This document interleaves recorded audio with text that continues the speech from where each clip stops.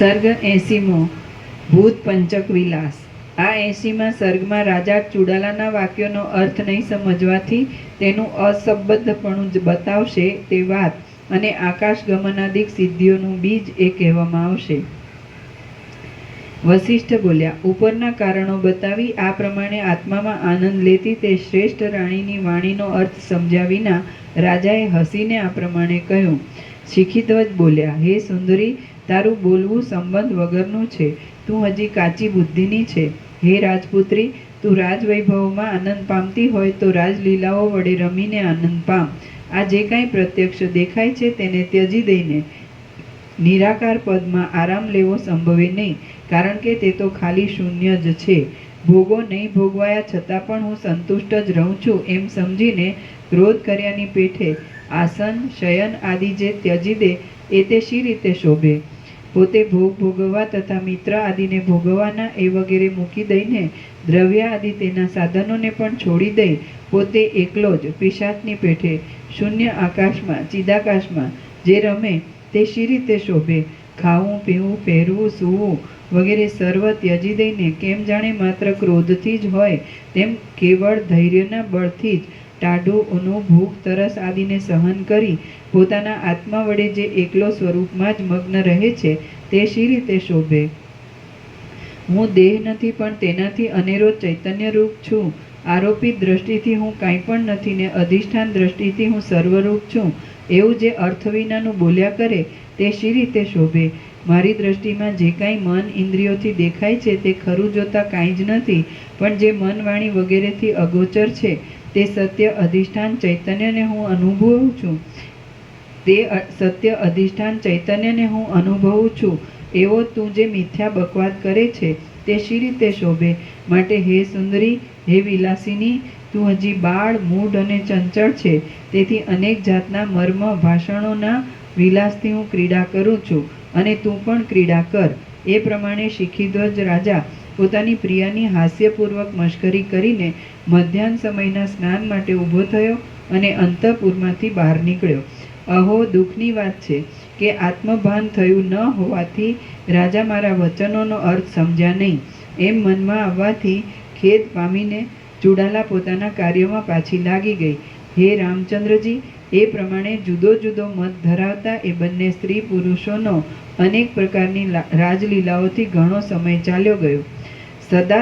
સદા તૃપ્ત રહેનારી અને નિષ્કામ થઈ ગયેલી એ ચુડાલાને કોઈ એક દિવસે દેવોની જેમ આકાશગમન કરવાની ઈચ્છા થઈ।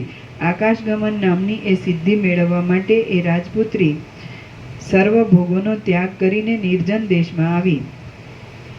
એકાંતમાં એકલા જ પદ્માસન આદિ આસનથી શરીરને દ્રઢ રાખીને જેની ગતિ ઊંચે છે એવા પ્રાણાયામનો લાંબા કાળ સુધી તેણે અભ્યાસ કર્યો। રામ બોલ્યા, જે કાંઈ આ જડ અને ચેતન જગત છે તે ક્રિયાથી ઉત્પન્ન થાય છે, તો આ આકાશગમન આદિ સિદ્ધિઓ શી રીતે અને કઈ ક્રિયા વડે મળે એ વિશે આપનો અનુભવ કહો। હે મહારાજ, માત્ર એક યત્નથી જ સાધ્ય થાય એવી કઈ ક્રિયાના ગાઢ અભ્યાસનું આકાશગમનાદિક ફળ છે? હે સમર્થ મહારાજ, આત્મજ્ઞાની પુરુષ લીલાથી અને અજ્ઞાની પુરુષ સિદ્ધિઓના લોભથી પણ શી રીતે સિદ્ધિઓ મેળવી શકે છે તે આપ કહો। વશિષ્ઠ બોલ્યા, હે પ્રિય રામચંદ્રજી, આ જગતમાં દરેક સાધ્ય મળી આવનાર વસ્તુ ઉપાદેય હે અને ઉપેક્ષ્ય એ રીતે ત્રણ પ્રકારની જોવામાં આવે છે। નીચે ટાંચ છે। કોઈ પણ જાતનો લાભ લેવો દરેકને ગમે માટે તે ઉપાદેય ગ્રહણ કરવું, હાનિ લેવી કોઈને ના ગમે માટે તે હેય છોડી દેવું, અને જેમાં લાભ પણ ન હોય અને હાનિ પણ ન હોય તે ઉપેક્ષ્ય બેદરકારી કરવી કહેવાય છે, બેદરકારી હોવી કહેવાય છે। વશિષ્ઠ બોલ્યા, હે પ્રિય રામચંદ્રજી, આ જગતમાં દરેક સાધ્ય મળી આવનાર વસ્તુ ઉપાદેય હે અને ઉપેક્ષ્ય એ રીતે ત્રણ પ્રકારની જોવામાં આવે છે। જે કાંઈ પોતાને અનુકૂળ હોય તે ઉપાદેય ગણવાથી માણસ યત્ન વડે મેળવે છે, પોતાને પ્રતિકૂળ હોય તે હે ગણવાથી છોડી દે છે, અને જે અનુકૂળ પણ ન હોય અને પ્રતિકૂળ પણ ન હોય તે ઉપેક્ષ્ય ગણાય છે। હે સારી બુદ્ધિવાળા રામચંદ્રજી, જેનાથી સુખ ઉત્પન્ન થાય તે ઉપાદેય, જે સુખનું વિરોધી હોય તે હેય અને વચલી કોટીનું એટલે કે સુખનું સાધન પણ નહીં અને દુઃખ એટલે કે સુખનું સાધન પણ નહીં અને સુખનું વિરોધી પણ નહીં એવું જે હોય તે ઉપેક્ષ્ય એમ વિદ્વાનોએ તેની વ્યવસ્થા માનેલી છે.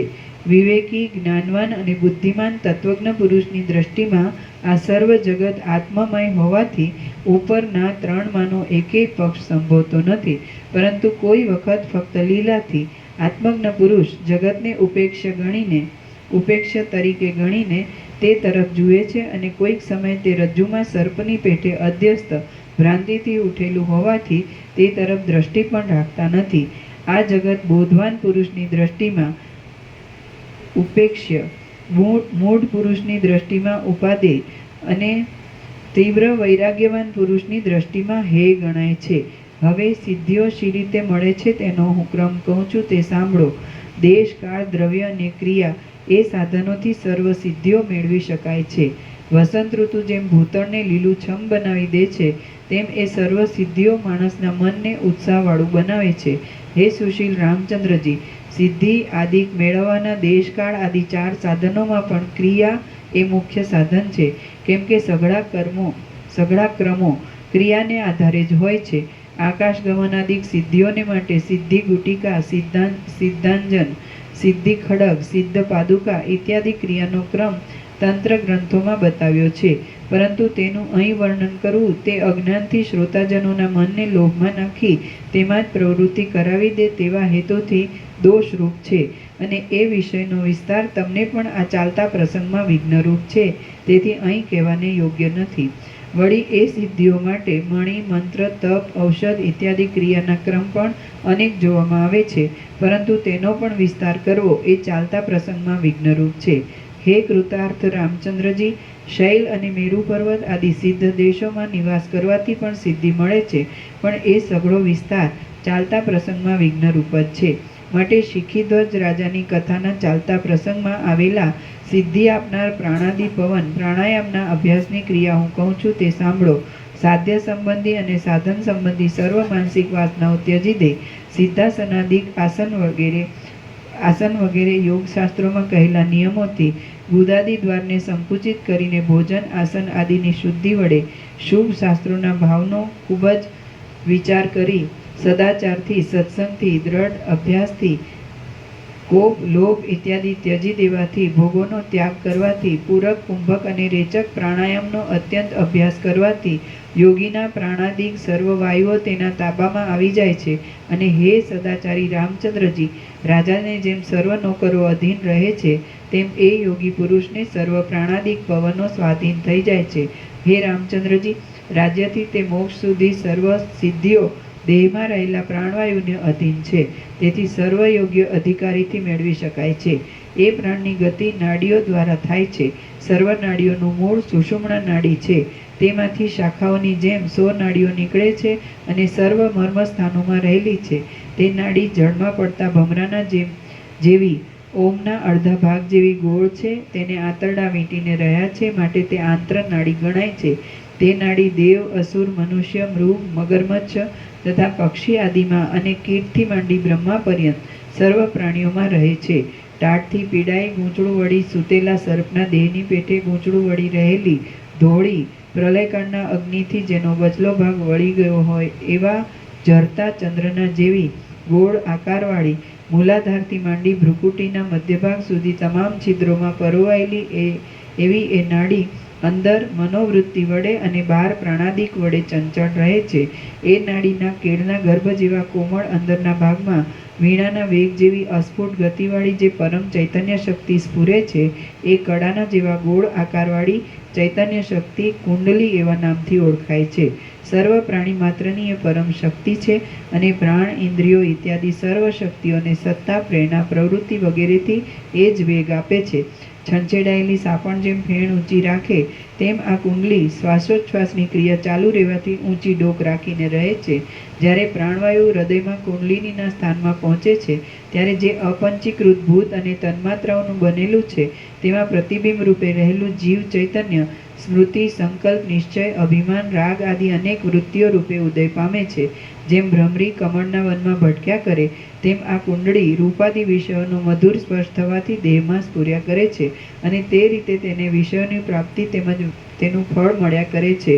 કુંડલિની એવી રીતે વેગથી સ્ફુરે છે કે પ્રથમ ચક્ષુ આદિ મૃદુ ઇન્દ્રિયો સાથે રૂપાદિક વિષયનો સંબંધ થાય છે અને પછી દેહ યંત્રને ચલાવનારા પ્રમાતા વૃત્તિ દ્વારા બહાર નીકળી વિષય સાથે મળે છે કે જેથી આવરણનો ભંગ થાય છે અને તેથી ઘટાદી જ્ઞાન પ્રકટ થાય છે.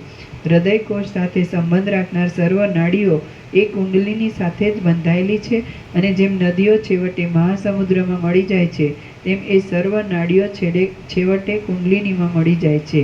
પ્રાણ રૂપે નિરંતર ઊંચે જવાથી અને અપાન રૂપે નિત્ય નીચે જવાથી સર્વના સાધારણ કારણરૂપ એ કુંડલિની જ પ્રાણ શક્તિ, ઇન્દ્રિય શક્તિ, બુદ્ધિ શક્તિ ઇત્યાદિ સર્વ પ્રકારના જ્ઞાનનું બીજ રૂપ છે.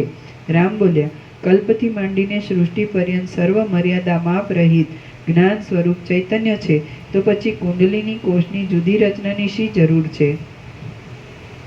વશિષ્ઠ બોલ્યા, હે નિષ્પાપ રામચંદ્રજી, સર્વત્ર સર્વકાળ બધું જ્ઞાન વડે ચૈતન્ય માત્ર છે, પરંતુ સ્થૂલ દેહ અને સૂક્ષ્મ દેહને આકારે પરિણામ પામેલ પંચ તન્માત્રા રૂપે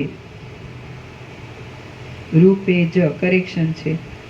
પરિણામ પામેલ પંચ તન્માત્રા રૂપે જ ચૈતન્ય કોઈક સમય પ્રકટ થાય છે. વશિષ્ઠ બોલ્યા, હે નિષ્પાપ રામચંદ્રજી, સર્વત્ર સર્વકાળ બધું જ્ઞાન વડે ચૈતન્ય માત્ર જ છે, પરંતુ સ્થૂળ દેહ અને સૂક્ષ્મ દેહને આકારે પરિણામ પામેલ પંચ તન્માત્રા રૂપે ચૈતન્ય જ કોઈક સમયે પ્રકટ થાય છે. જેમ સૂર્યનો તાપ બધે ફેલાય છે પણ ભીંત વગેરે પદાર્થો રૂપ ઉપાધિમાં તે વિશેષ દેખાય છે, તેમ ચૈતન્ય સત્તા સર્વત્ર વ્યાપ્ત છતાં પણ સ્થૂળ દેહરૂપ અને સૂક્ષ્મ દેહરૂપ ઉપાધિમાં જ વિશેષ દેખાય છે. એ સર્વવ્યાપી ચૈતન્ય કોઈ માટી, પથ્થર આદિ વસ્તુઓમાં અવિદ્યાની ગાઢ જડતાથી ઢંકાઈ જાય છે એટલે તે દેખાતું નથી. કોઈ દેવ, મનુષ્ય આદિમાં સ્પષ્ટ દેખાય છે અને કોઈ વૃક્ષાદિકમાં આછું જણાતું હોવા છતાં બહાર નથી દેખાતું, પરંતુ સત્તારૂપથી તે બધે ફેલાયેલું જ છે. હે નિર્મળ રામચંદ્રજી, મનુષ્ય દેહમાં તથા પશુ સ્થાવરાદિક દેહમાં જે રીતે એ ચૈતન્ય પ્રકટ થાય છે તે હું ફરીથી તમને ક્રમથી કહું છું. આ સઘળું જડ અને ચેતન જગત ચૈતન્ય માત્રની સત્તાથી સત્તા ધરાવે છે.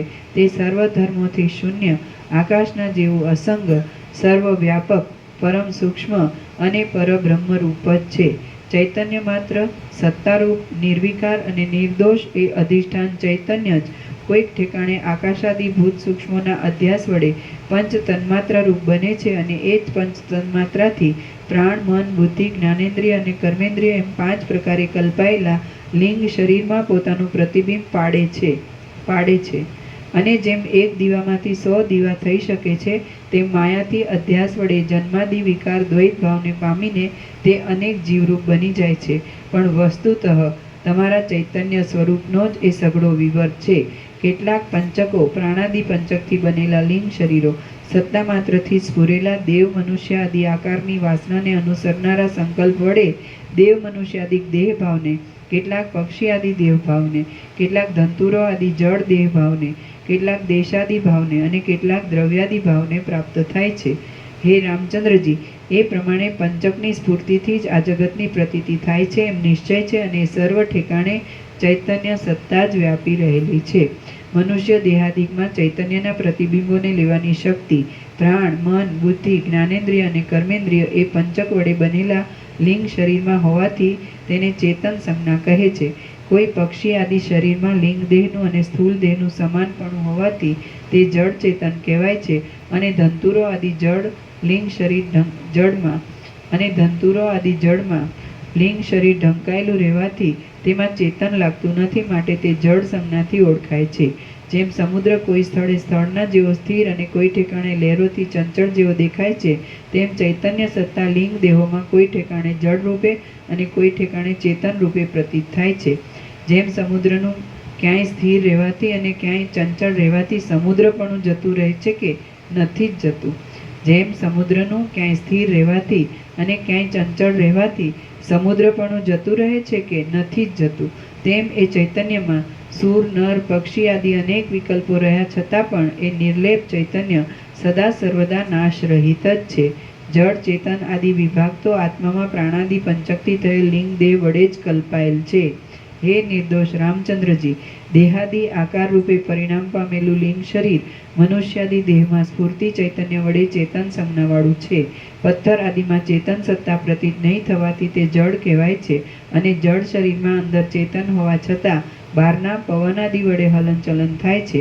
આ સઘળા વિકલ્પો સ્વભાવથી જ જોવામાં આવે છે. હે રામચંદ્રજી, જળ ચેતનાદિક સઘળો વાણીનો વ્યવહાર જ છે, અને તે પરસ્પર ઉલટા ગુણોવાળું છે. બાકી તેમાં રહેલી નિર્લેપ આ ચેતન સત્તા એક જ હોવાથી તે સ્વરૂપમાં ઉલટા દેખાતા ગુણો રહી શકે જ નહીં. જેમ ટાટ તડકો આદિ અને હિમ અગ્નિ આદિ વાણીનો વ્યવહાર જો કે ઉલટા ધર્મવાળો છે, તો પણ તેમાં રહેલી વ્યાપક ચેતન સત્તામાં ઉલટા દેખાતા ગુણો રહી શકતા જ નથી. પોતાની વાસનાને લીધે જ પરસ્પર ઉલટા ગુણોનો વ્યવહાર થાય છે, અને તેથી જ બરફ ઠંડો છે, દેવતા ગરમ છે આદિ ઉલટા ગુણોનો અનુભવ થાય છે. વિવેકી પુરુષ જાણે છે કે આ વાસનાઓ જ ઉલટા પ્રકારના સંકલ્પ વિકલ્પો કરે છે, અને તે વિરુદ્ધ ગુણોમાં મન દોરવાઈ જાય છે. માટે વાસનાઓ જ જડ ચેતન ટાટ તડકો આદિ વ્યવહારમાં કારણભૂત છે. સૂતેલી અશુભ વાસનાવાળું લિંગ શરીર પશુ વૃક્ષ આદિ જડ ભાવો થવામાં કારણ છે, અને જાગેલી શુભ વાસનાવાળું લિંગ શરીર દેવ આદિ યોનિનું કારણ છે. જેથી એમ નિશ્ચય થાય છે કે સર્વ ધર્મોના વિરુદ્ધપણામાં વાસના જ એક હેતુરૂપ છે. વળી જે ઠેકાણે હેતુપણું માનવાથી કાંઈ ફળ દેખાતું હોય ત્યાં તેની કલ્પના ઘટે છે. એટલે વાસનાને હેતુ માનીને તેનો નાશ કરવાનો પ્રયત્ન કરવો. પણ વાસનાને બદલે પ્રાણીનો પોતાનો સ્વભાવ ઉલટા ગુણો દેખાડવામાં કારણ છે એમ માનવામાં આવે તો તે આકાશમાં હાથ પછાડવા જેવું ફળ વિનાનું કાર્ય ગણાય. વાસનાનો નાશ થવાથી પરમાત્માનો લાભ થાય છે. વાસનાનો નાશ થવાથી પરમાત્માનો લાભ થાય છે, અને તેથી ડાયા પુરુષની દ્રષ્ટિમાં મેરુ આદિ સુવર્ણ રાશિઓ પણ તણખલા જેવી તુચ્છ ભાસે છે, અને વિવેકવાન દેવ નર આદિના જળ ચેતન દેહો પણ કીડા જેવા ખૂબ હલકા જણાય છે. જડ પદાર્થોની વાસના સૂતેલી હોય છે, અને તે સંસ્કાર રૂપે રહેલી હોવાથી ભવિષ્યમાં જાગવાની કંઈક યોગ્યતા ધરાવે છે, જ્યારે દેવ આદિ ચેતન પદાર્થોની વાસના અત્યારે જ જાગેલી હોય છે. પશુ પક્ષી આદિ કેટલાક દોડાયેલી વાસનાવાળા હોય છે. જેમણે સર્વ વાસનાને છોડી દીધેલી હોય તેઓ જ માત્ર વાસના રહિત ગણાય છે, કે જેઓ મોક્ષ જેવા પરમ પુરુષાર્થને મેળવે છે. જેમણે સર્વ વાસનાને છોડી દીધેલી હોય તેઓ જ માત્ર વાસના રહિત ગણાય છે, કે જેઓ મોક્ષ જેવા પરમ પુરુષાર્થને મેળવે છે. વાસનાની વિચિત્રતાથી જ હાથ પગ આદિ અવયવોવાળા દેવ મનુષ્ય આદિ રૂપે પરિણામ પામેલા એ અનેક લિંગ દેહોએ વ્યવહાર નભાવવા માટે પોતપોતાના અવયવાદિક સંકેતોમાં મન બુદ્ધિ અહંકાર ચિત્ત ચક્ષુ પ્રાણ ઇત્યાદિ અનુકૂળ પડતી અનેક સંજ્ઞાઓ કલ્પી લીધેલી છે. બીજા પક્ષી વગેરે અને જળ વગેરે પદાર્થોના પણ પોતપોતાની વાસનાને અનુસરનારા વ્યવહારને યોગ્ય એવા અનેક અવયવાદિક સંકેતો કલ્પેલા છે. હે સુશીલ રામચંદ્રજી, એ પ્રમાણે વાસનાની વિચિત્રતાથી વિચિત્ર દેખાતા અનંત લિંગ દેહો આદિમાં અંતમાં તથા મધ્યમાં આરોપ થવાથી જડ તથા હે સુશીલ રામચંદ્રજી, એ પ્રમાણે વાસનાની વિચિત્રતાથી વિચિત્ર દેખાતા અનંત લિંગ દેહો આદિમાં અંતમાં તથા મધ્યમાં આરોપ થવાથી જડ તથા વિકારવાળા અને અધિષ્ઠાન રૂપે નિર્વિકાર તથા ચૈતન્ય રૂપ એવા અનેક રૂપોથી સ્ફુર્યા કરે છે. હે પૃથ્વીપતિ રામચંદ્રજી, તેમની સમષ્ટિમાં અહંભાવને પ્રાપ્ત થયેલા કોઈ એક બ્રહ્મનો એક જ સંકલ્પ પરમાણુ આ સૃષ્ટિરૂપ આકાશ વૃક્ષોનું બીજ છે, કે જેની અંદર અનેક લિંગ દેહો ભમ્યા કરે છે. અહો, એ કેવી માયા છે! ઇન્દ્રિયો એ સંસારરૂપ વૃક્ષના પુષ્પો, સુગંધી શબ્દ આદિ વિષયો, ઈચ્છાઓ. અહો, એ કેવી માયા છે! ઇન્દ્રિયો એ સંસારરૂપ વૃક્ષના પુષ્પો, સુગંધી શબ્દ આદિ વિષયો, ઈચ્છાઓ ભમરા, કર્મેન્દ્રિયોની ક્રિયાઓ માંજરો, સ્વર્ગ વગેરે લોકો શાખાઓ, મેરુ આદિ પર્વતો મૂળ, કાળા મેઘો પાંદડા, 10 દિશાઓ લતાઓ, તેમજ ભૂત ભવિષ્ય અને વર્તમાન કાળના જરાયુજ અંડજ સ્વેદજ અને ઉદ્ભિજ આદિ શરીરો તેના અનંત ફળ છે. પંચ તન્માત્ર રૂપ બીજથી પ્રકટ થયેલ અને પ્રાણ મન બુદ્ધિ જ્ઞાનેન્દ્રિય અને કર્મેન્દ્રિય એ પંચક વડે અનુભવવામાં આવતા સંસાર વૃક્ષો અવિવેકને લીધે પોતાના આત્મામાંથી જ ઉત્પન્ન થાય છે અને જ્ઞાન થયેથી કાળે કરીને પોતાની મેળે પાછા તેમાં જ લીન થઈ જાય છે. અજ્ઞાનને લીધે તે પોતાની મેળે જ નાનાપણાને પ્રાપ્ત થઈને ઘણા કાળ સુધી સ્ફુર્યા કરે છે અને જો વિવેક દ્રષ્ટિથી જોવામાં આવે તો સમુદ્રમાં તરંગોની જેમ આત્મામાં જ બધું લીન થઈ જાય છે. અજ્ઞાનથી બાહ્યાકાર દ્રષ્ટિ વડે જોતા તે ફેલાયેલ જોવામાં આવે છે, પરંતુ વિવેક દ્રષ્ટિથી વિચારીને જોતા જેમ સમુદ્રમાંથી થતા તરંગો સમુદ્રમાં જ પાછા સમાઈ જાય છે, તેમ અધિષ્ઠાન ચૈતન્યમાં અવિદ્યાથી દેખાતો સઘળો પ્રપંચ પાછો એ અધિષ્ઠાન ચૈતન્યમાં જ સમાઈ જાય છે. હે રામચંદ્રજી, જે જીવો વાસનાનો નાશ થયા સુધી વિવેક દ્રષ્ટિમાં જ રહ્યા કરે છે, તેઓ પાછા જન્મ મરણ દેહ ધારણ આદિ સ્થિતિને ફરીવાર ભોગવતા જ નથી અને બીજાઓ આ સંસાર ચક્રમાં વારંવાર ભમ્યા કરે છે. સર્ગ 80મો સમાપ્ત. સર્ગ 81મો. આદિવ્યાધિની ઉત્પત્તિ તથા તેની શાંતિના ઉપાય ઇત્યાદિ.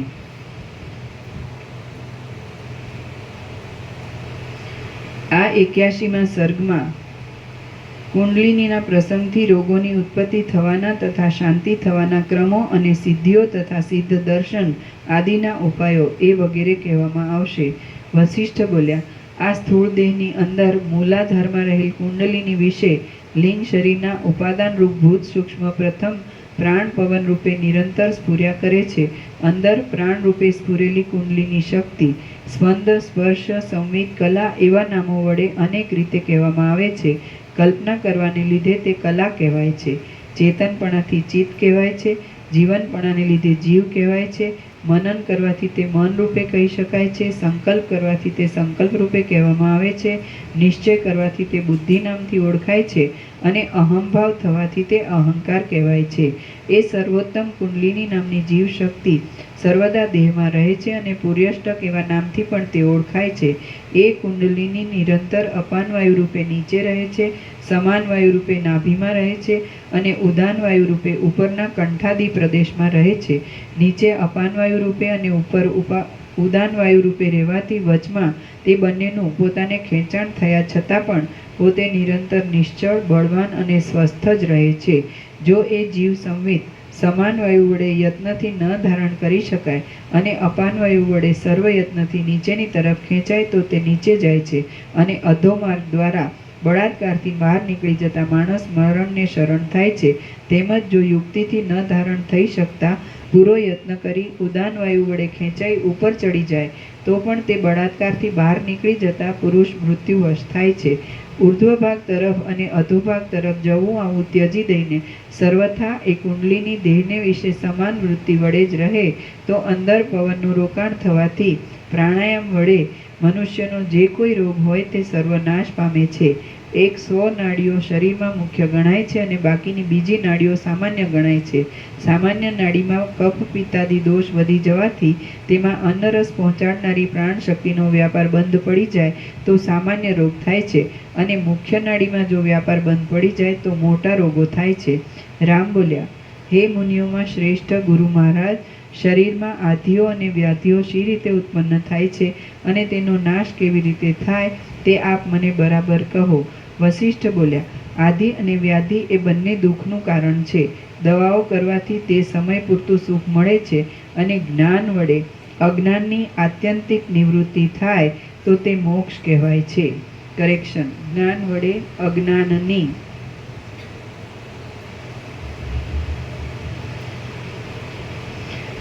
વશિષ્ઠ બોલ્યા, આધિ અને વ્યાધિ એ બંને દુઃખનું કારણ છે.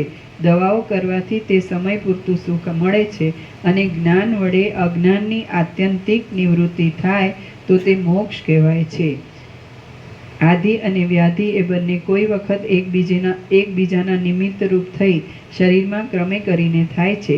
કોઈ વખત એક કાળે એવા સાધનો મળી આવવાથી શરીરમાં બંને સાથે પેદા થાય છે અને કોઈ વખત ક્રમવાર પણ થાય છે. દેહ સંબંધી જે કાંઈ દુઃખ છે તે વ્યાધિ કહેવાય છે અને વાસનામય માનસિક વ્યથાને આધિ એવા નામથી કહેવામાં આવે છે. એ બંનેનું મૂળ તપાસતા અજ્ઞાન જ જણાય છે અને તત્વજ્ઞાનથી તેનો સંપૂર્ણ નાશ થાય છે. એ બંનેનું મૂળ તપાસતા અજ્ઞાન જ જણાય છે અને તત્વજ્ઞાનથી તેનો સંપૂર્ણ નાશ થાય છે. અજ્ઞાનને લીધે પોતાની ઇન્દ્રિયોનો સંયમ નહીં થવાથી ચિત્તમાં સ્વસ્થતા રાખનારા સૂક્ષ્મ ભાવને છોડી દઈ રાત દિવસ રાગ દ્વેષમાં રૂંધાઈ જઈ આ મળ્યું અને આ ન મળ્યું એવી ચિંતાથી ગાઢ મોહને આપનારી આધિઓ વર્ષા ઋતુમાં ઝાકળની પેઠે કેવળ અજ્ઞાનથી જ આવી પડે છે. અત્યંત ઈચ્છાઓ સ્ફુરવાથી તથા અજ્ઞાનથી ચિત્ત ન જીતાવાને લીધે દુષ્ટ અન્ન જમવામાં આવવાથી સ્મશાન આદિ ખરાબ સ્થળોમાં ફરવાથી સાયંકાળ આદિ વખતે ભોજન મૈથુન આદિ વ્યવહાર કરવાથી દુષ્ટ કર્મોનું ચિત્તમાં ચિંતન કરવાથી દુર્જનોના સંગ દોષથી વિષ સર્પ વ્યાઘ્ર આદિ શંકાઓ મનમાં આવવાથી નાડીઓના છિદ્રોમાં અન્નરસ ન જવાને લીધે તે ક્ષીણ થઈ જઈને કિંવા બમણો રસ ચડવાથી બહુ પૂર્ણ થઈ જઈને કફ પિત્તાદિક દોષથી પ્રાણ વ્યાકુળ થઈ જવાને લીધે શરીર વિકલ થઈ જવાથી ઇત્યાદિ દોષોથી અનિયમિતતા થાય એટલે વ્યાધિ શરીરમાં ઉત્પન્ન થાય છે કે જેથી વર્ષા ઋતુથી અને ગ્રીષ્મ ઋતુથી જેમ નદીનો આકાર બદલાઈ જાય તેમ શરીરનો આકાર બદલાઈ જાય છે.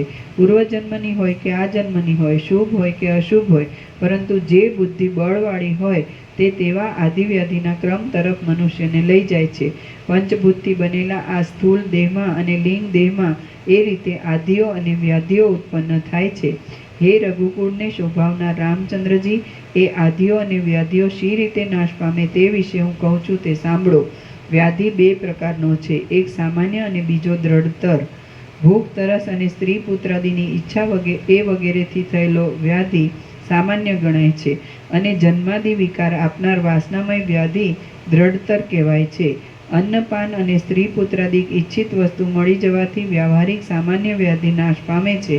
આધિઓનો નાશ થઈ જવાથી મનથી થયેલા રોગો પણ નાશ પામે છે.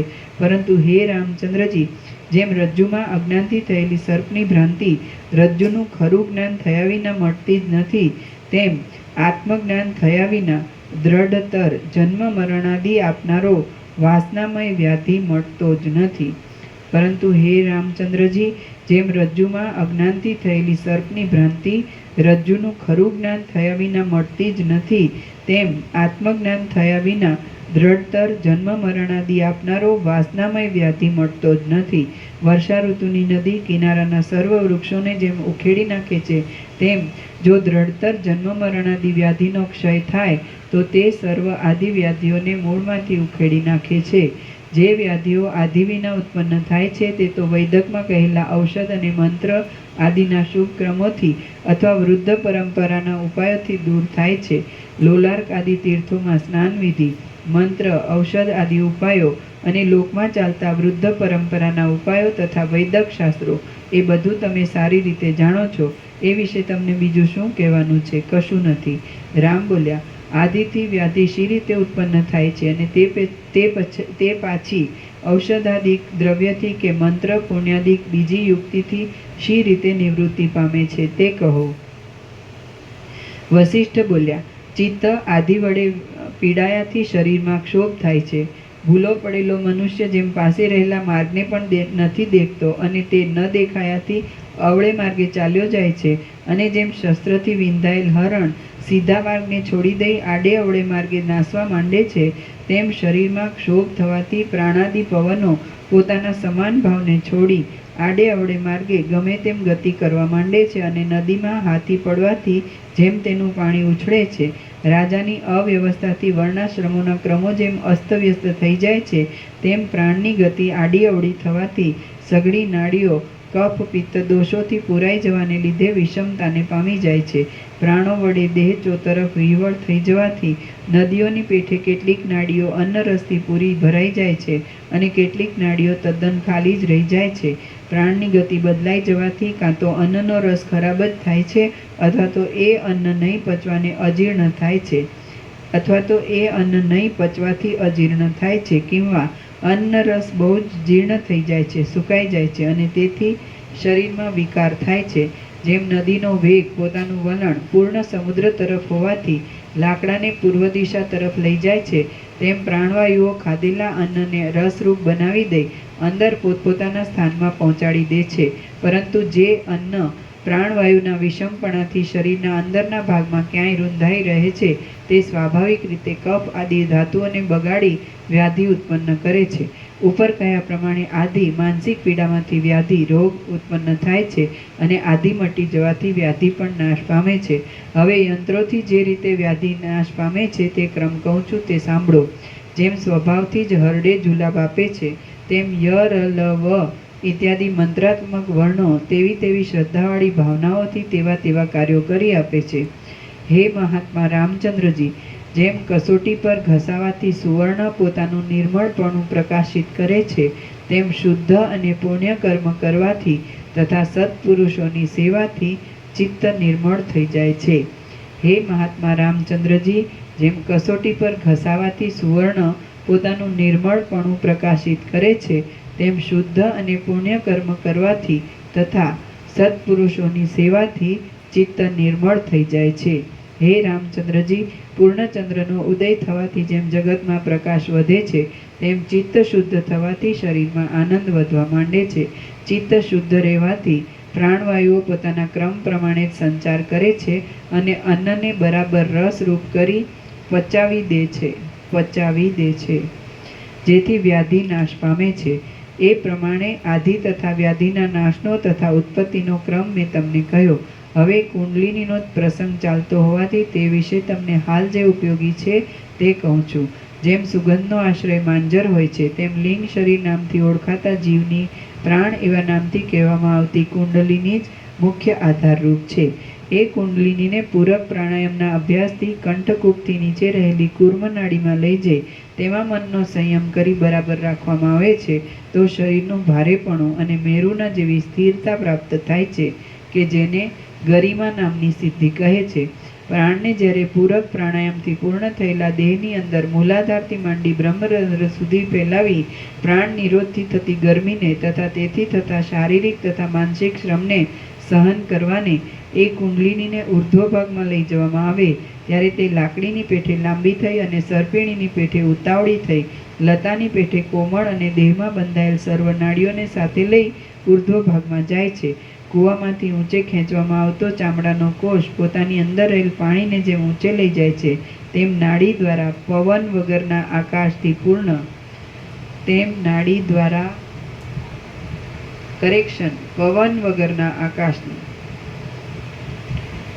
કૂવામાંથી ઊંચે ખેંચવામાં આવતો ચામડાનો કોષ પોતાની અંદર રહેલ પાણીને જેમ ઊંચે લઈ જાય છે તેમ નાડી દ્વારા પવન વગરના આકાશથી પૂર્ણ અને હલકા થઈ ગયેલા આખા દેહને એ કુંડલિની સંયમના અભ્યાસ વડે ઊંચે ચડાવે છે કે જેને આકાશગમન નામની સિદ્ધિ કહે છે.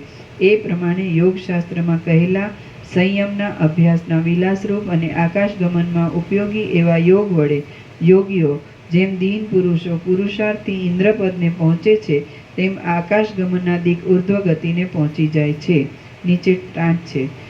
પતંજલનું એક સૂત્ર લખેલું છે. શરીરનો અને આકાશનો જે સંબંધ છે તેમાં સંયમ કરવાથી અને તેને લીધે રૂની પેઠે શરીર હલકું થઈ જવાથી આકાશગમન નામની સિદ્ધિ મળે છે એવો એ સૂત્રનો આશય છે. ત્રયમેકત્ર સંયમ, એક જ વિષયમાં ધ્યાન ધારણા અને સમાધિ એ ત્રણે કરવામાં આવે તેને સંયમ કહે છે. આવો આ સૂત્રનો આશય જણાય છે.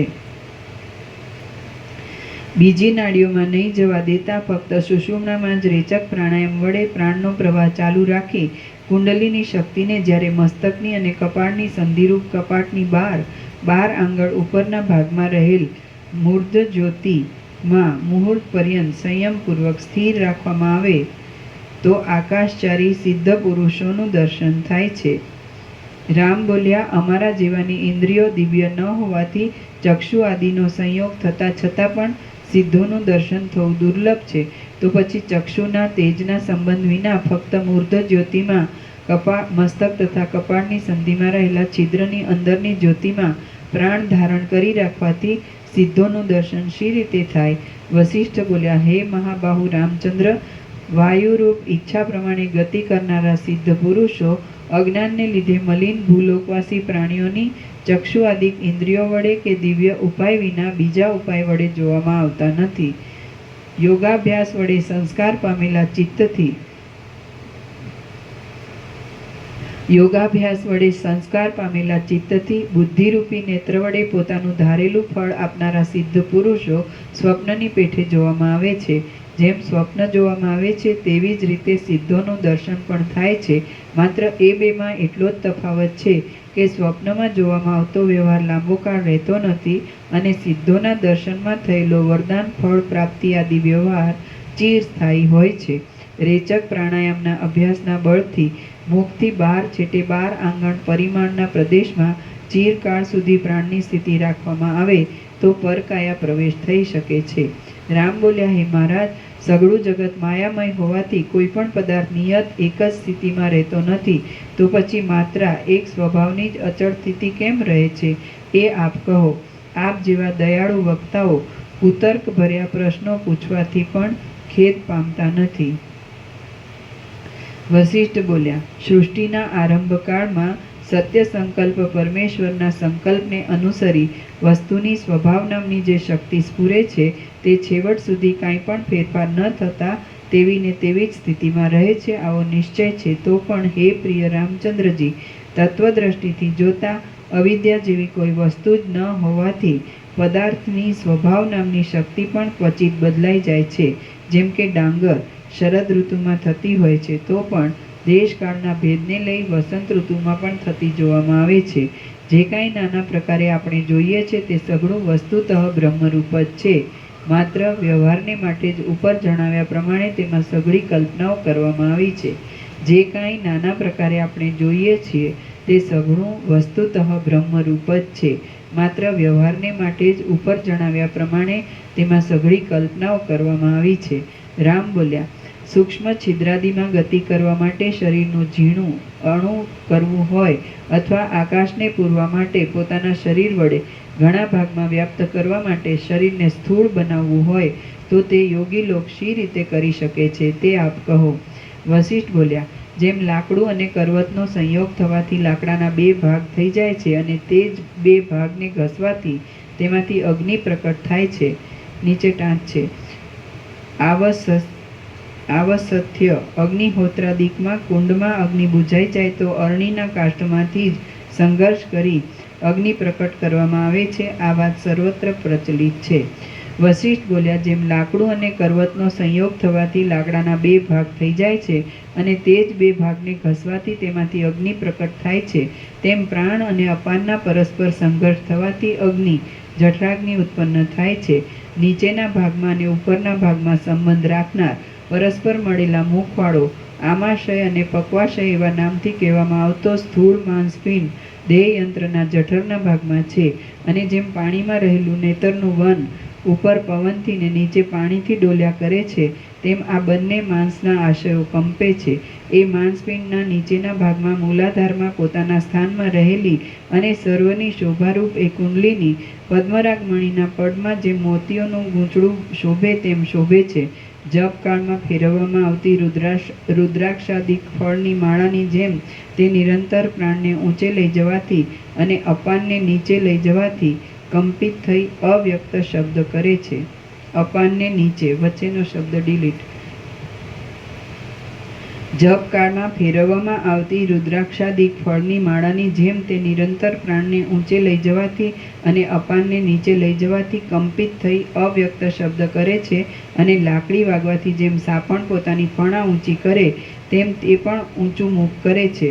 જેમ ભૂલોક અને સ્વર્ગલોકના મધ્યમાં જગતમાં શુભાશુભ કર્મો જ ઉર્ધ્વ ઊંચી ગતિને અને અધો નીચી ગતિને આપે છે, તેમ એ કુંડલીની પ્રાણને તથા અપાનને ઉર્ધ્વ ઊંચી ગતિ તથા અધો ગતિ આપનારી છે. હૃદયરૂપ કમળપુટમાં ભમરી પેઠે રમણ કરનારી એ કુંડલીની જ રૂપ વગેરે સર્વ વિષયોના સ્વાદને જગાડે છે. જેમ બહારનો વાયુ વૃક્ષના પાંદડાને હલાવે છે, કંપાવે છે, તેમ જ્ઞાનેન્દ્રિય શક્તિ, કર્મેન્દ્રિય શક્તિ વગેરે શક્તિઓને તથા હૃદય કમળને અને નાડી સમૂહ ઇત્યાદિ સર્વને એ કુંડલીની જ પ્રાણાદિક વાયુઓ વડે ચલાવે છે. હે પ્રિય રામચંદ્રજી, જેમ વિશાળ આકાશમાં રહેલા વાયુઓ લાકડા, પથરા આદિ બળવાન વસ્તુઓને તથા તૃણ, પાંદડા આદિ કોમળ વસ્તુઓને કાળે કરી સૂકવી નાખે છે, તેમજ પ્રથમ જણાવેલા હૃદય કમળ અને નાડી સમૂહ, નાડી વ્યૂહ ઇત્યાદિ આદિ પત્ર પ્રાણાદિ વાયુને લીધે જ ધમણની પેઠે ધમાવાથી ચંચળ રહે છે. જેમ વસંત ઋતુમાં વૃક્ષમાં ભૂમિનો રસ જવાથી તે જ પાંદડા પુષ્પ આદિ રૂપે પરિણામ પામે, તેમજ તે જ રસ હૃદયમાં પ્રવેશ કરી લોહી માંસ આદિ રૂપે પરિણામ પામે છે. દરરોજ દેહને વિશે રહેલા સર્વ રસોને લોહી માંસ મેદ મજ્જા હાડકાં આદિ રૂપે બનાવવાની ક્રિયા એ પ્રાણાદિ પવન જ કરે છે. અને જેમ વનના વાંસ પોતપોતામાં ઘસાઈને દાવાનળ ઉત્પન્ન કરે છે, તેમ એ પ્રાણ આદિ પવનો પણ અન્યોન્ય સાથે ઘસાઈને જઠરાગ્નિ ઉત્પન્ન કરે છે. સર્વ અંગમાં એ જઠરાગ્નિની ગરમી ફેલાઈ જવાથી દેહ શીત વાત પ્રધાન છતાં પણ, શીત સ્વભાવવાળો છતાં પણ જેમ સૂર્ય વડે જગત ગરમ થાય તેમ તે ગરમ થઈ જાય છે. હૃદય કમળમાં સુવર્ણના ભમરા જેવું સુશોભિત જઠરાગ્નિ રૂપી તેજ આખા આ દેહમાં ચારે બાજુ પોતાની કાંતિ રૂપી ફેલાયું છે, પોતાની કાંતિ રૂપે ફેલાયેલું છે અને યોગીઓ તેનું તારાના આકારે ધ્યાન કરે છે. ચારે બાજુ પોતાની કાંતિ રૂપે ફેલાયું છે અને યોગીઓ તેનું તારાના આકારે ધ્યાન કરે છે. એ તેજનું પ્રકાશમય જ્ઞાન સ્વરૂપે સંયમપૂર્વક ધ્યાન કરવાથી દૂરના નહીં જણાતા પદાર્થો પણ જોવામાં આવે છે. માંસરૂપ કમલખંડથી શોભતા અને હૃદયરૂપ સરોવરોમાં વિશ્રામ લેનારા જઠરાગ્નિને જેમ વડવાગ્નિને સમુદ્રનું જળ બળતણ હોય છે, તેમ શરીરમાં ઉત્પન્ન થયેલ અન્ન રસરૂપ જળ જ સૂકું બળતણ છે. દેહમાં જે કોઈ પ્રાણાદિ પવનરૂપે સ્વચ્છ શીતળપણું જોવામાં આવે છે, તે ચંદ્રમાનું રૂપ છે અને ઉપર જણાવ્યા પ્રમાણે તે ચંદ્રમાં ઘસાવાથી તેમાં અગ્નિ જઠરાગ્નિ ઉત્પન્ન થાય છે, જેથી આ દેહ અગ્નિશોમીય કહેવાય છે. નીચે ટાંચ છે. જેનો સંબંધ ચંદ્ર અને અગ્નિ દેવતા બંને સાથે હોય તે અગ્નિશોમીય કહેવાય છે. જગતમાં પણ સૂર્ય અગ્નિ વગેરે જે તેજ જોવામાં આવે છે તે અગ્નિ રૂપે કહેવામાં આવે છે અને જે કાંઈ શાંત રૂપ જોવામાં આવે છે તે ચંદ્રરૂપ કહેવાય છે. જેથી આ જગત અગ્નિથી અને સોમથી થયેલું હોવાથી અગ્નિશોમીય કહી શકાય છે. સત્તારૂપ પ્રકાશમય ચૈતન્ય રૂપે અને અસદરૂપ જળ સ્વરૂપે બ્રહ્મ જ જગદાકારે સત્તા ન હોવા રૂપે થયેલું માનીએ તો પણ આત્મસ્ફુરણ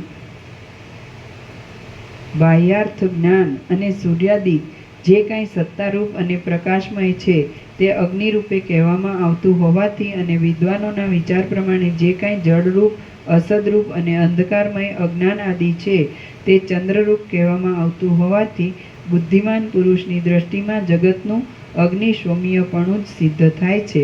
રામ બોલ્યા, હે વક્તાઓમાં શ્રેષ્ઠ મુનીશ્વર, આપે વાયુરૂપ ચંદ્રથી અગ્નિની ઉત્પત્તિ કહી તે તો મારા સમજવામાં આવ્યું, પરંતુ હવે એ સોમની ઉત્પત્તિ શી રીતે થાય છે તે કહો.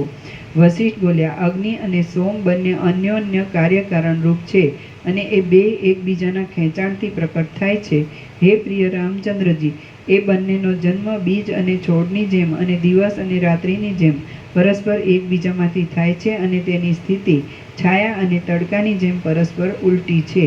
કોઈ વખત જેમ સૂર્યનો પ્રકાશ અને છાયા સાથે જોવામાં આવે છે, તેમ કોઈ વખત અગ્નિ તથા સોમ એ બંને પણ સાથે જોવામાં આવે છે અને કોઈ વખત જેમ દિવસ પછી રાત્રિ અને રાત્રિ પછી દિવસ હોય છે, તેમ એ બે એકબીજા પછી જોવામાં આવે છે. એ બંનેનો કાર્યકારણ ભાવ પણ એક સત્તારૂપ પરિણામથી અને બીજા વિનાશ પરિણામથી એમ બે પ્રકારથી થયેલો કહી શકાય છે. અંકુરમાંથી જેમ બીજ ઉત્પન્ન થાય તેમ કાર્ય દશામાં કારણની સત્તા કાયમ રહી એકમાંથી જે બીજાની ઉત્પત્તિ થાય તેને સત્તારૂપ પરિણામથી થયેલો કાર્યકારણ ભાવ કહે છે.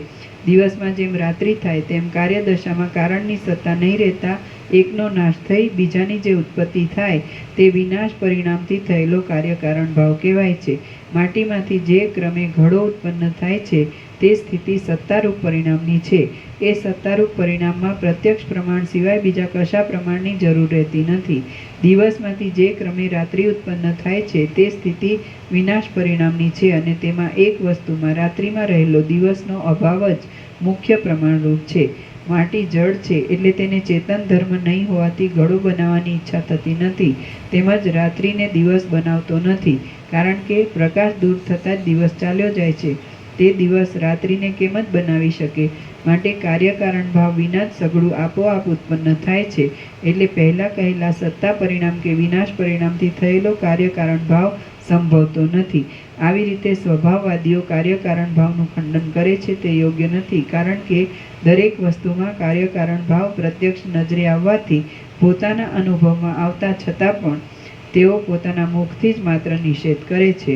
હે રામચંદ્રજી, પ્રત્યક્ષ પ્રમાણની પેઠે અભાવ અનુપલબ્ધિ પણ એક પ્રમાણ છે. જેમ કે અગ્નિનો અભાવ કહેવાથી ઠંડીનું પ્રમાણ સર્વજનોના અનુભવમાં આવે છે. અમુક પદાર્થ ગરમ નથી એમ કહેવાથી તેનું ઠંડાપણું આપોઆપ સાબિત થાય છે.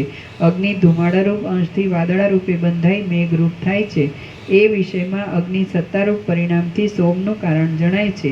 શીતળતાના સાધનથી અગ્નિ પોતે નાશ પામી જઈને જે વાયુભાવને પ્રાપ્ત થાય છે, વાયુમાં લીન થઈ જાય છે, એ વિષયમાં અગ્નિ વિનાશ પરિણામથી સોમનું કારણ છે. વડવાનળ 7 સમુદ્રને શોષી લઈને પાછો ધુમાડા રૂપે વાદળામાં જઈ મેઘરૂપ બને છે. તેમાં અગ્નિનો અને સોમનો પરસ્પર કાર્યકારણ ભાવ રહેલો છે. કૃષ્ણ પક્ષમાં સૂર્ય અમાવસ્યા પર્યંત ચંદ્રબિંબનું પાન કરી તેનું તેજ ખેંચી લઈને પાછો શુક્લ પક્ષમાં સારસ પક્ષીની જેમ ખાધેલા કમળને ઉદરમાંથી બહાર કાઢે તેમ બહાર પ્રકાશિત કરે છે. તેમાં પણ અગ્નિ સત્તારૂપ પરિણામથી સોમના કારણરૂપ જણાય છે.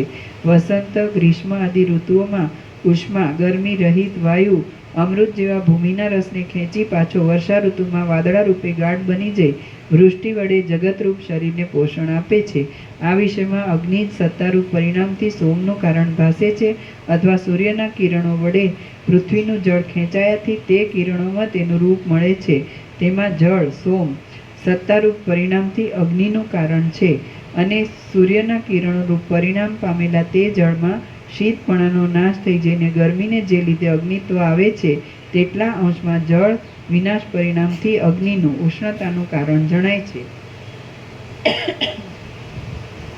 જે કંઈ આ દ્રશ્ય પ્રપંચ જોવામાં આવે છે તે સઘળો અગ્નિશોમીય હોવાથી અગ્નિનો નાશ થવામાં સોમ સત્તારૂપ પરિણામથી કારણરૂપ છે, અને સોમના વિનાશના અગ્નિ સત્તારૂપે પરિણામથી કારણરૂપ છે.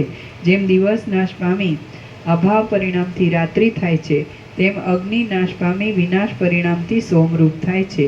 અંધકાર અને પ્રકાશ, છાયા અને તડકો, દિવસ અને રાત્રિ, એમાં સર્વથી વિલક્ષણ અને સર્વમાં પરોવાયેલું જે કાંઈ સત્તારૂપ વસ્તુ બ્રહ્મ છે તેને પંડિતો પણ જ્ઞાન વિના જોઈ શકતા નથી. અંધકાર અને પ્રકાશ, છાયા અને તડકો, દિવસ અને રાત્રિ, એમાં સર્વથી વિલક્ષણ અને સર્વમાં પરોવાયેલું જે કાંઈ સત્તારૂપ વસ્તુ બ્રહ્મ છે તેને પંડિતો પણ જ્ઞાન વિના જોઈ શકતા નથી. દિવસના અને રાત્રિના, છાયાના અને તડકાના, અંધકારના અને પ્રકાશના સંધિમાં જે જોડાણ છે તે શૂન્યરૂપ જોતો નથી જ, કેમ કે એ બંનેનો છેલ્લો અને પહેલો અવયવ એ જોડાણમાં જ પરસ્પર લાગેલો છે. જેમ એક પદાર્થમાં પોતાનો ભાવ અને વિરોધીઓનો અભાવ એ બંને રહે છે, તેમ એ એક જ જોડાણમાં બંનેની ભાવ અને અભાવ રૂપે સ્થિતિ છે. પ્રકાશ પોતે પોતાના સ્વરૂપથી ભાવરૂપ છે, અને અંધકારના અભાવરૂપે વિચારીએ તો તે અભાવરૂપ પણ ભાસે છે, ઇત્યાદિ. ભૂમંડળમાં જેમ અંધકાર તમારો પ્રસાદ જાઓ હજી સૂર્યપ્રકાશ છે આગળ. ભૂમંડળમાં જેમ અંધકાર અને પ્રકાશ વડે દિવસ રાત્રિ જોડાયેલા જ હોય છે, તેમ સર્વ પ્રાણીઓ ચૈતન્ય અને જડતા એ બંને વડે જોડાયેલા જ છે. જેમ જળ અને અમૃતના ભેગા થવાથી ચંદ્રબિંબની સ્થિતિ હોય છે, તેમ ચૈતન્યરૂપ અને જળરૂપી આ જગતની સ્થિતિનો આરંભ જોવામાં આવે છે. હે રામચંદ્રજી, જગતમાં જે પ્રકાશરૂપ અને ચૈતન્યરૂપ સૂર્ય પ્રકાશે છે તે અગ્નિરૂપ છે, અને જે કાંઈ જળરૂપ તથા તમરૂપ અંધકારરૂપ છે તે સોમનું શરીર છે એમ સમજો. જેમ બહારના આકાશમાં સૂર્યનો ઉદય થવાથી રાત્રિનું અંધારું જતું રહે છે, તેમ ચૈતન્યરૂપ સૂર્યનો અનુભવ રૂપે ઉદય થવાથી જન્મ મરણ આદિ સંસારને ઉત્પન્ન કરનાર અજ્ઞાન પણ નાશ પામે છે. જેમ બહારના આકાશમાં સૂર્યનો ઉદય થવાથી રાત્રિનું અંધારું જતું રહે છે, તેમ ચૈતન્યરૂપ સૂર્યનો અનુભવ રૂપે ઉદય થવાથી જન્મ મરણ આદિ સંસારને ઉત્પન્ન કરનાર અજ્ઞાન પણ નાશ પામે છે. જેમ અર્ધરાત્રે પ્રકાશ વડે શોભતા ચંદ્રમામાં પ્રતિબિંબ રૂપે સૂર્યની પ્રભા હોવા છતાં પણ ચંદ્રની સત્તા વડે તે ઢંકાઈ જઈને અસત્ય જેવી લાગે છે, તેમ પોતાનું પ્રકાશરૂપ ચૈતન્ય સ્વરૂપ સોમરૂપ જળ દેહમાં સત્તારૂપે સત્ય હોવા છતાં દેહ સત્તા વડે ઢંકાઈ જવાથી અસત્યવત ભાસે છે. જેમ ચંદ્રમંડળમાં સૂર્ય પ્રભારૂપે ગયેલો અગ્નિ ચંદ્રબિંબને પ્રકાશિત કરે છે, તેમ જીવરૂપે દેહમાં પ્રવિષ્ટ થયેલું ચૈતન્ય પણ દેહમાં જીવતા સુધી અહંભાવ આદિનો પ્રકાશ કરે છે. અન્યોન્ય સંબંધ થવાથી ચંદ્રમાં પ્રતિબિંબિત થયેલી સૂર્યપ્રભા જેમ ચંદ્રમંડળમાં ચંદ્રમા બની જાય છે, અન્યોન્યના સંબંધથી ચંદ્રમાં પ્રતિબિંબિત થયેલી સૂર્યપ્રભા જેમ ચંદ્રમંડળમાં ચંદ્રમા રૂપ બની જાય છે, તેમ એ જીવરૂપ ચૈતન્યમાં પણ જળ દેહમાં અધ્યાસથી તે રૂપે બની જાય છે. ચૈતન્ય આત્મા પોતે નિષ્ક્રિય અને ઉપાધિ શૂન્ય હોવાથી તેની સ્થિતિ ચક્ષુ આદિક વડે જોવામાં આવતી નથી, પરંતુ જેમ દીપ દ્વારા પ્રકાશ જોવામાં આવે છે, તેમ એ ચિત્સત્તા પણ દેહરૂપ ઉપાધિ દ્વારા પરોક્ષ જણાય છે. સ્પષ્ટ દેખાય છે નહીં, પરોક્ષ જણાય છે. પરંતુ જેમ દીપ દ્વારા પ્રકાશ જોવામાં આવે છે, તેમ એ ચિત્ત સત્તા પણ દેહરૂપ ઉપાધિ દ્વારા પરોક્ષ જણાય છે. ચૈતન્યરૂપ આત્માનું અજ્ઞાન વડે જે બાહ્ય દેહ આદિ વિષયમાં અહમ મમત્વાદિ બંધાવાપણું તે જ સંસારનું કારણ હોવાથી સંસાર કહેવાય છે. અને અધ્યસ્ત સર્વ દેહાદિ વિષયો સ્વપ્નની પેઠે મિથ્યા સમજાઈ જઈ સર્વના સંગથી રહિત જે શુદ્ધ અધિષ્ઠાન ચૈતન્યનો લાભ થવો તે નિર્વાણ છે. અને અધ્યસ્ત સર્વ દેહાદિ વિષયો સ્વપ્નની પેઠે મિથ્યા સમજાઈ જઈ સર્વના સંગથી રહિત જે શુદ્ધ અધિષ્ઠાન ચૈતન્યનો લાભ થવો તે નિર્વાણ છે. જેમ ભીંત અને તેના પર પડતો સૂર્યનો પ્રકાશ એ બંને અન્યોન્ય મળેલા જ જણાય છે, તેમ ઉપર જણાવ્યા પ્રમાણે જીવ ચૈતન્ય અને દેહ એ બે પરસ્પર મળીને જ સત્તા રૂપે જોવામાં આવે છે. એવો વાણીનો વ્યવહાર હોવાથી તે મળેલા છે, અને એ જીવ તથા દેહ પણ અગ્નિ સોમરૂપ જ છે. હે પ્રિય રામચંદ્રજી, અગ્નિની ચિત્સત્તાની જ કેવળ સ્થિતિ જોવી હોય તો ફક્ત ઉપાધિની નિવૃત્તિ કરીને નિરતિશય આનંદ આપનાર પરમ નિર્વાણમાં જ તે દેખાય છે. હે પ્રિય રામચંદ્રજી, અગ્નિની ચિત્સત્તાની જ કેવળ સ્થિતિ જોવી હોય તો ફક્ત ઉપાધિની નિવૃત્તિ કરી નિરતિશય આનંદ આપનાર પરમ નિર્વાણમાં જ તે દેખાય છે. અને સોમની જડતાની જ કેવળ સ્થિતિ જોવી હોય તો તે અતિશય જડ પાણી પથ્થર વગેરેમાં જ જોવામાં આવે છે. પ્રાણ ગરમ પ્રકૃતિવાળા હોવાથી અગ્નિરૂપ છે, અને અપાન શીતળ પ્રકૃતિવાળો હોવાથી ચંદ્રરૂપ છે. એ બંને મુખ માર્ગમાં ગતિ કરવાવાળા છે, અને છાયા પ્રકાશની પેઠે તેમની સ્થિતિ પરસ્પર વિરોધવાળી છે. જ્યારે બહારનો શીતળ અપાન વાયુ અંદર દાખલ થાય છે, ત્યારે તે ઉષ્ણ પ્રાણાગ્નિમાં મળી જઈ તે રૂપે થઈ જાય છે. અને જ્યારે ઉષ્ણ પ્રાણાગ્નિ હૃદય સ્થાનમાંથી બહાર નીકળી મુખથી 12 આંગળ દૂર બહારના પ્રદેશમાં જાય છે, ત્યારે તે શીતળ અપાનમાં મળી જઈ તે રૂપે બની જાય છે. અરીસામાં પડતા પ્રતિબિંબની પેઠે તે બંનેનું અન્યોન્યમાં પ્રતિબિંબ પડે છે. જેમ બહારનો સૂર્ય ભીંતમાં પ્રકાશ ઉત્પન્ન કરે છે, તેમ ચૈતન્યરૂપ અગ્નિ આધાર આદિ ચક્રોમાં રહેલ ચતુર્દલ આદિ કમળોની પાંખડીઓમાં સ્ફુરેલ વાણીરૂપી સોમને અનુભવ દ્વારા પ્રકટ કરે છે. સૃષ્ટિના આદિકાળમાં શીત રૂપે અને ઉષ્ણ રૂપે સ્ફુરેલી ચેતન સત્તા બ્રહ્માંડના આકારથી જેમ અગ્નિષ્ટોમ કહેવાય છે, તેમ મનુષ્યોની વ્યષ્ટિ દેહોની સૃષ્ટિમાં પણ શીત રૂપે અને ઉષ્ણ રૂપે સ્ફુરેલી ચેતન સત્તા જ અગ્નિષ્ટોમ એવા નામથી કહેવામાં આવે છે. જે દેશમાં અંદર રહેલા પ્રાણરૂપે સૂર્ય બહાર રહેલા અપાનરૂપ સોમની 16મી છેલ્લી કળા ગળી નથી, તે પ્રાણાપાનની સંધિના મુખથી 12 આંગળ છેટેના પ્રદેશમાં બાહ્ય કુંભક વડે મનની ધારણા રાખી તેમાં તમે સ્થિર થાઓ. જે હૃદયાકાશમાં બહારનો અપાનરૂપ સોમ અંદરના પ્રાણ પવનરૂપ સૂર્યભાવને પ્રાપ્ત થાય છે, તેમાં કેવળ ચૈતન્યની સ્થિતિ વડે તમે સ્થિર થઈ રહો. પ્રાણ ચૈતન્ય રૂપી સૂર્યની જે કાંઈ ગરમી છે તે અગ્નિરૂપ છે, અને અપાનનું જે શીતળપણું છે તે સોમરૂપ છે. એ બંનેનો જે સ્થળમાં પરસ્પરનો મિલાપ થઈ પ્રતિબિંબની પેઠે તુલ્ય રૂપતા થઈ જાય છે, તે સૂક્ષ્મ ચૈતન્યાકાશમાં તમે મનને સ્થિર કરો. હે નિષ્પાપ રામચંદ્રજી, બહાર જેમ સૂર્યાદિકનું ગ્રહણ જોવામાં આવે છે, તેમ શરીરમાં પણ સોમ સૂર્ય અને અગ્નિના ગ્રહણ કલ્પવામાં આવે છે. જે અપાનની શીતળતા જઠરાગ્નિથી ગળાય તે સોમનું અગ્નિથી ગ્રહણ થાય છે. બહારના અપાનવાયુની શીતળતાથી જે પ્રાણની ઉષ્ણતા ગળાય તે અગ્નિનું સોમથી ગ્રહણ કહેવાય છે અને સૂર્યના ગ્રહણનો ક્રમ તો ઉપર જણાવવામાં આવી ગયો છે. એ સર્વ ગ્રહણ થવાનો જે સૂક્ષ્મ કાળ છે તેને એકાગ્ર મન વડે તમે જાણનારા થાઓ, કેમ કે પુણ્યાદિકમાં બહારના ગ્રહણના સમયો ઉપર જણાવેલ ગ્રહણ પાસે તૃણ જેવા અતિ તુચ્છ છે. હે પ્રિય રામચંદ્રજી, સંક્રાંતિ, ઉત્તરાયણ, દક્ષિણાયન અને સંવત્સર આદિ કાળને જેમ બહાર જાણી શકીએ છીએ, તેમ પ્રાણ અપાન આદિ દેહ વાયુઓ વડે જ એ સઘળું અંદર પણ અનુભવવા આવવાથી તમે જેમ ઘડાને જાણો છો તેમ પ્રત્યક્ષ જાણી શકો, તો જ આ યોગી પુરુષોની પુણ્યકથામાં તમે શોભાવાળા રહો, નહીતર બીજા પ્રસંગમાં તમે રોકાઓ તો તેવી શોભાવાળા ગણાવો નહીં. શ્રી યોગ વાસિષ્ઠ મહારામાયણમાં નિર્વાણ પ્રકરણના પૂર્વાર્ધનો અગ્નિષ્ટોમ વિચારણ નામનો સર્ગ 81મો સમાપ્ત. ઓમ ઓમ ઓમ. પ્રસાદ આપી દો.